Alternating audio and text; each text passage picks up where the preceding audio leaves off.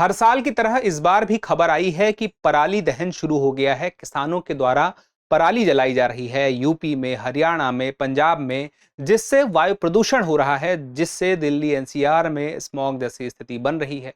अब हर साल ऐसा होता है, जबकि हर साल यह खबर आती है कि इससे नुकसान होता है, किसानों को भी दूर में नुकसान होगा और वायु प्रदूषण तो होगा ही, उससे स्वास्थ्य का नुकसान तो होगा ही। लेकिन उसके बावजूद फिर भी क्यों पराली जलाई जा रही है?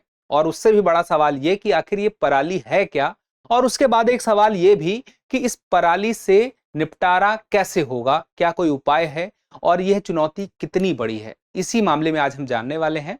तो सबसे पहले यही शुरू करते हैं कि आखिर इस पराली के बारे में हम अभी बात क्यों कर रहे हैं। अभी एक खबर ये आई कि पंजाब में पराली के मामलों की संख्या में 70% की गिरावट देखने को मिली है। पिछले साल लगभग 36,000 मामले थे, इस बार लगभग 10,000 मामले दर्ज हुए। और यह 70% का अंतर होने के बावजूद जितनी कुल भूमि में पराली दहन हुआ है, जब उसके आंकड़े निकाले गए तो पता चला कि लगभग 19 लाख हेक्टेयर जमीन में पिछले साल भी पराली दहन हुआ था और इस साल भी। तो इसका मतलब क्या हुआ कि पराली दहन में जमीन उतनी ही जली, खेत में उतना ही पराली जला जितना पहले जला था। बस नंबर कम आए हैं, क्योंकि ऑप्टिकल सेंसर से सब कुछ डेटा पता चल जाता है कि कितना दहन हुआ है, वो देख लेता है, क्योंकि कलर चेंज हो जाता है। जब आप खेत में आग लगाते हैं तो खेत का कलर बदलेगा और वो ऑप्टिकल सेंसर पहचान लेगा। हालांकि दो तरह से सेंसर होते हैं, एक थर्मल सेंसर होता है, एक ऑप्टिकल सेंसर होता है। थर्मल सेंसर नहीं पकड़ पाता है और उससे बचने के उपाय किसानों के पास ज्यादा है, लेकिन ऑप्टिकल सेंसर को सब पता चल जाता है। चलिए वापस आते हैं, यहीं से शुरू करते हैं कि पराली है क्या। पराली, देखिए, धान की जो फसल होती है, धान की फसल की कटाई के बाद गेहूं की फसल उगाई जाती है। अब धान की फसल के बाद गेहूं की फसल उगाई जाएगी, उसकी बुआई होगी। समय कम होता है, 2 से 3 हफ्तों का समय मिलता है और बड़े बड़े खेतों में, बड़ी भू क्षेत्र में, वहां पे समय इतना नहीं होता है कि उस पराली का कुछ निपटाने की व्यवस्था हो। तो किसानों के लिए सबसे बेहतर होता है कि उसको आग लगा दो। तो दरअसल पराली है क्या? तो पराली हम कहेंगे एक अपशिष्ट है, या हम कहेंगे अपने आप में कचरे की तरह। कुछ लोग कहते हैं, कुछ लोग कहते हैं कचरा मत बोलो, यह उपयोग में आता है, इसका तो खाद भी बनाया जा सकता है। अब यहाँ पे एक और बात आती है, अगर यह वो हिस्सा है, हम उसको कहेंगे कि जब धान काट ली गई, नीचे का हिस्सा जो जमीन में उसका लगा हुआ था फसल का, जिसको हम डंठल बोलते हैं, अलग अलग नामों से पुकारा जाता है, वही पराली है। तो उस पराली को जलाने की आवश्यकता क्यों हो रही है? तो हमने बताया कि 2 से 3 हफ्तों का समय मिलता है। किस किस लिए मिलता है 2 से 3 हफ्ते? क्योंकि गेहूं की फसल उगानी है। अब आप देखिए, हमेशा हर वक्त नहीं पराली की खबर आती है, पराली की खबर आती है हमेशा सितंबर के बाद, सितंबर के बाद से लेके नवंबर की शुरुआत तक लगभग, यानी कि सितंबर से नवंबर के बीच में ये पराली दहन होता है। अब यहां पे बात आती है किस क्षेत्र में होता है। तो क्षेत्र हमने बताया उसी क्षेत्र में होगा जहां पे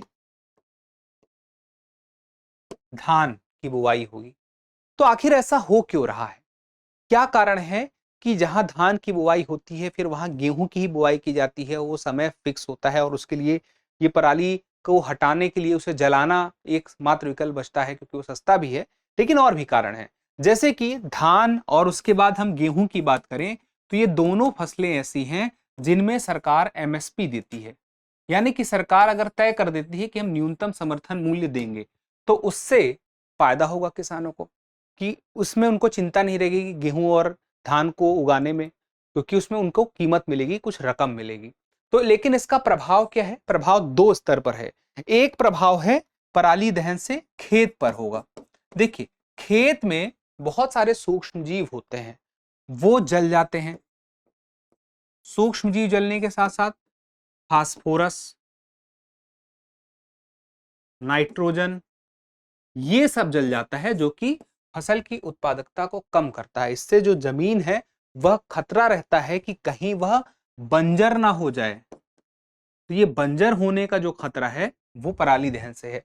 दूसरा, इसकी वजह से क्या होगा? जब पराली दहन होगा तो धुआं होगा और उसमें बहुत सारी गैसें होंगी जो नुकसानदायक होंगी। ये वही धुआं होता है, यही जहरीली हवा होती है जो फिर वहीं तक नहीं रहती है, वो आगे बढ़ के जैसे दिल्ली एनसीआर क्षेत्र में पहुंचती है और फिर ये वो महीना होता है सितंबर, अक्टूबर, नवंबर से धीरे धीरे जो ठंड बढ़ने लगती है, तो ठंड बढ़ने से हवा में नमी ज्यादा होती है, हवा भारी हो जाती है, हवा नीचे की तरफ रहती है, फिर उससे यह धुआं मिलता है, फिर जब उससे यह धुआं मिलता है तो एक स्मॉग की स्थिति बनती है। और वो जब स्मॉग की स्थिति बनती है तो यह धुआं इंसानों के शरीर में जाता है। और इस धुएं में होता क्या क्या है?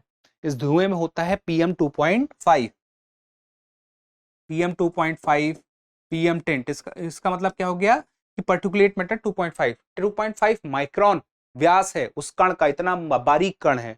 PM 10 माइक्रोन व्यास है, बारीक कण है। इसके अलावा इसमें क्या होता है? नाइट्रोजन डाइऑक्साइड होता है।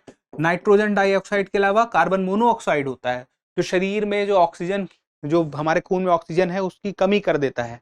इसके अलावा अन्य कई इसमें ऐसे कण होते हैं जो कि नुकसानदायक होते हैं। तो ये सब, इसके अलावा मीथेन भी होता है, CH4, ये सब नुकसानदायक रहता है।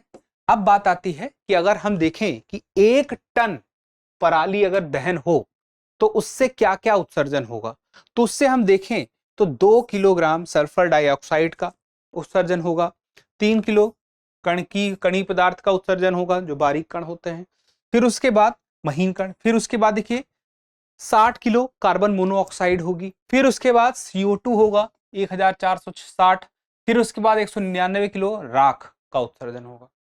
और ये इंसान के स्वास्थ्य के लिए हानिकारक है, फेफड़ों के लिए, अंगों के लिए, आंखों के लिए और अन्य अंदरूनी अंगों के लिए। अब यह चूंकि जानलेवा है तो इसके कारण क्या थे, मैंने आपको बताए थे कि उसके हर साल जब यह पता चल रहा है कि नुकसानदायक है फिर भी लोग कर रहे हैं, तो उसके पीछे की एक बड़ी वजह है फसल उत्पादन। और यह फसल उत्पादन जब वह धान से, यानी कि चावल से हम कहें कि गेहूं की तरफ आते हैं, तब होता है। और ये दोनों फसलों में MSP मिलती है, जिसकी वजह से लगता है कि इसी का उत्पादन हो तो बेहतर है, किसानों को इससे फायदा दिखता है, इसलिए वो बाकी फसलें नहीं बोते हैं। दूसरी बात यह हो गई कि यह सस्ता पड़ता है, पराली दहन सस्ता है, क्योंकि बाकी जो उपाय हैं जैसे हैप्पी सीडर है, सुपर सीडर है, वो सब जो होते हैं उनके माध्यम से पराली को जमीन से अलग करना वो महंगा पड़ सकता है। अदरवाइज अगर इसी को खाद बना दिया जाए तो ये जमीन की उपजाऊ और बनाने में सक्षम रखता है। और जिस प्रकार का हम कहें कि एक बेलर होता है, श्रेडर होता है, उसका उपयोग किया जाए तो बेहतर होगा, लेकिन जिस प्रकार का हार्वेस्टर यूज होता है वो जो है पराली को, वो डंठल को छोड़ देता है फसल कटाई के दौरान। तो उससे बचने का यही उपाय है कि इसको सीधे जला दिया जाए। हालांकि सरकार प्रयास करती है कि ऐसा ना हो पाए, लेकिन उसके बावजूद किसान क्या करते हैं, मौका देखते हैं, मौसम खराब होता है, जब थर्मल सेंसर अच्छे से काम नहीं करता है, पकड़ नहीं पाता है थर्मल सेंसर सैटेलाइट के माध्यम से, तब उस वक्त तो पराली दहन करके तुरंत जुताई कर देते हैं। हालांकि मैंने कहा ऑप्टिकल सेंसर को उसको मिल जाती है मैच, क्योंकि जलने के बाद जो चेंजेस आएंगे वो कैप्चर कर लेगा। चलिए, तो पराली दहन के कारण तो आपको पता चल गया, प्रभावों की बात आपने देख ली। मैंने बताया कि पहले स्तर पर पहली बात तो उस खेत पर ही प्रभाव होगा, और दूसरी बात स्वास्थ्य पर प्रभाव होगा। स्वास्थ्य पर क्यों होगा? क्योंकि AQI खराब होगा। AQI स्कोर पे हमने पहले भी चर्चा की है कि उसकी एक रेंज होती है कि AQI स्कोर जितना खराब होगा, एयर क्वालिटी इंडेक्स, उतनी ही ज्यादा उस जगह की हवा खराब होगी। फिर उसके बाद उपायों की बात करें तो मैंने आपसे कहा था कुछ उपाय हैं, लेकिन थोड़ी महंगे पड़ जाते हैं। सरकार हालांकि अपनी तरफ से सब्सिडी देती है, लेकिन उसके बावजूद ये बड़े महंगे हैं। जैसे कि हैप्पी सीडर है, ये गेहूं धान की बुआई करता है, इसके अलावा पराली काटता है, और उन्हें फिर उसकी वजह से कम समय में यह कर देता है, जिससे मृदा का स्वास्थ्य भी बेहतर रहता है। एक पूसा डिकम्पोजर होता है, सूक्ष्मजीवी सूत्रीकरण, इससे पराली जो है खाद में बदल जाती है और मृदा और उर्वरक हो जाएगी। तो ये पूजा डिकम्पोजर एक बड़ा अच्छा उपाय है। उसके अलावा स्थानीय पहल देखें, छत्तीसगढ़ की गौठान गांव की है, वहां पे पराली गाय के गोबर और प्राकृतिक एंजाइम का उपयोग करके जैविक खाद में बदला जाता है। पंजाब की हम बात कर रहे थे अभी हाल में, तो पंजाब की एक मोबाइल ऐप है आई खेत और सहकारी मशीनरी ट्रैकर है। वहां पे क्या होगा कि क्या प्रयास हो सकते हैं, अवशेष प्रबंधन मशीनरी, वो मशीनरी पहुंचाने की व्यवस्था करने के लिए ऐप बनाया गया है। तो ऐसे में उपाय हैं, लेकिन उन्हें अभी सख्ती से लागू भी किया जा रहा है, सख्त कानून भी बनाए जा रहे हैं और प्रशासन उसमें एक्टिव भी रहता है। लेकिन चूंकि यह सस्ता पड़ता है तो उसका उपयोग किया जाता है। तो हमने देखा पराली है क्या, दहन क्या है, उपाय क्या है और इसके लिए आगे की राह क्या हो सकती है। एक छोटा सा सवाल है आपके लिए कि उत्तर भारत में किसान आमतौर पर धान की कटाई के तुरंत बाद पराली क्यों जलाते हैं? यह अगली रबी फसल गेहूं की बुआई के लिए खेत को साफ करने का सबसे किफायती और समय कुशल तरीका है, जो केवल 2 से 3 सप्ताह की छोटी समय सीमा उपलब्ध होती है। दूसरा, पराली जलाने से मिट्टी में आवश्यक नमी और उपयोगी रोगाणु बने रहते हैं। तीसरा, यह अभ्यास मुख्य रूप से इसलिए किया जाता है ताकि वाहनों के उत्सर्जन को कम किया जा सके। और अगला है, इससे उत्सर्जित होने वाली मीथेन और कार्बन मोनोऑक्साइड जैसी गैसें वातावरण के लिए लाभदायी होती हैं। तो देखिए, बहुत ही साधारण सा सवाल है, बहुत ही ईज़ी है, ईज़ी से भी अच्छे वर्ड हैं, उतना ईज़ी शब्द है, यह सवाल है, तो इसका जवाब ज़रूर दीजिएगा, क्योंकि जब आप जवाब देते हैं तो हमें और बेहतर करने की प्रेरणा मिलती है। फिलहाल के लिए इतना ही, मिलते हैं अगले सेशन में, तब तक के लिए स्वस्थ रहें, मस्त रहें, पढ़ते रहें, धन्यवाद। अब एग्जाम की तैयारी को और बेहतर करने के लिए हमारे चैनल को लाइक, शेयर और सब्सक्राइब करना ना भूलें।